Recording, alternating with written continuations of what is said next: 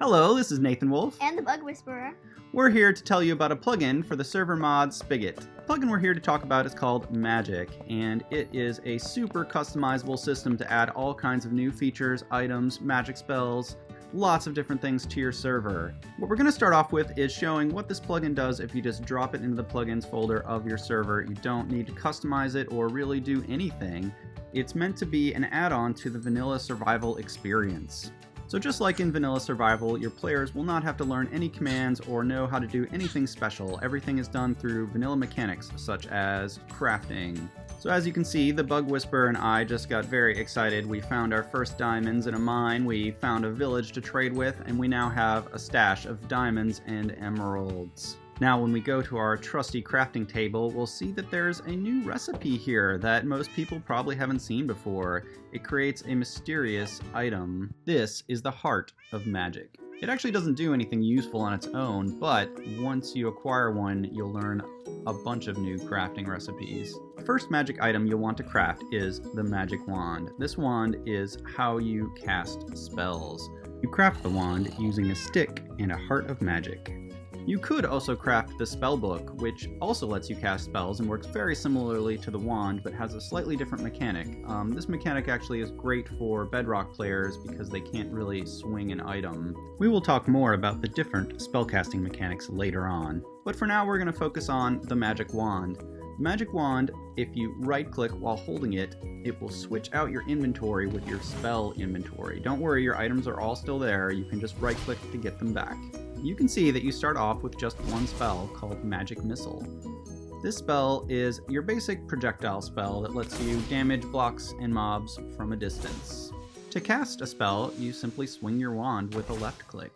So, how do you get more spells? You have to earn spell points. Yeah, that's right, and spell points you get just by using your spells. It's a wonderful cycle of life. Or in this case, death, because we're going mob hunting. Hunting for mobs is one of the best ways to earn spell points. A lot of the spells, especially earlier ones, are very combat oriented, so you earn spell points every time you hit a mob. You may have noticed while we were battling that there is a little +1 SP indicator that pops up occasionally.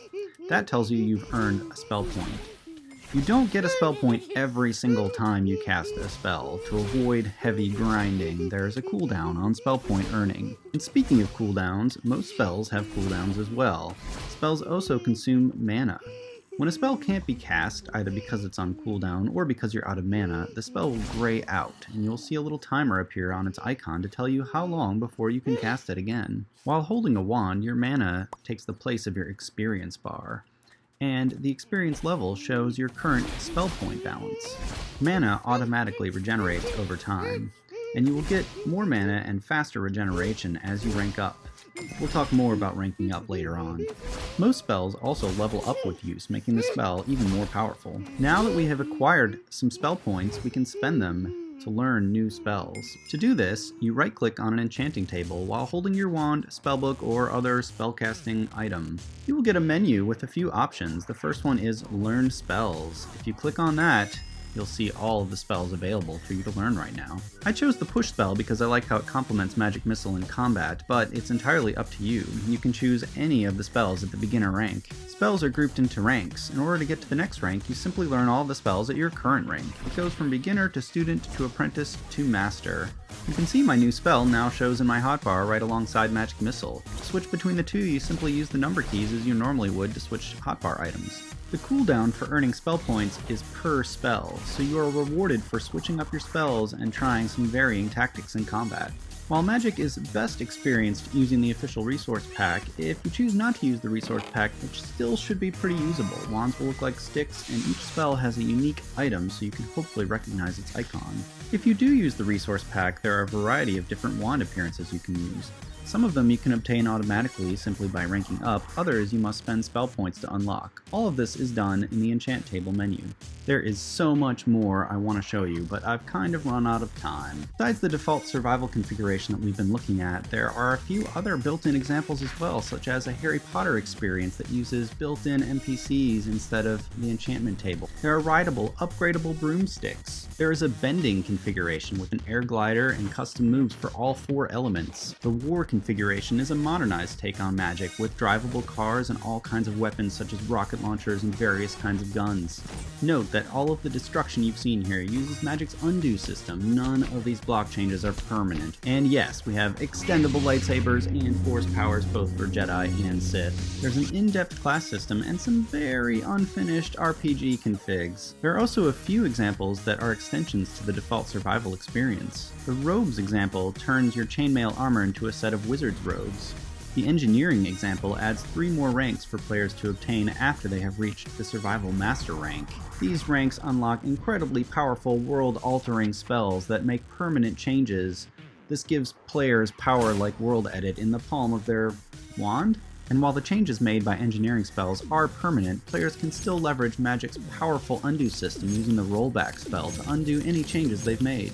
The automata example turns cellular automata from Conway's famous Game of Life into killer block monsters that will be a challenge for even the most powerful of wizards. And finally, if there's any one thing you take away from this, I want you to know that magic is perhaps the most customizable, configurable system you will ever see. Everything we've shown here is configuration driven. All of the examples are configuration files. You can look at them, you can learn from them, you can modify them. The best way to use magic is to make it your own. And now in version 8 there is a built-in web editor for all of your configurations. It will auto-suggest spell parameters, icons, anything you can think of.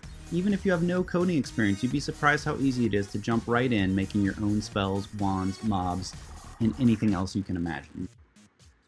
I hope you found this video helpful. Please check the description for links to all sorts of resources. There's a dev test server where you can try out the plugin. There's a sandbox server where you can test out making your own spells and try them out in-game. You can join us on Discord. You can find us in Spigot MC. Thanks for watching.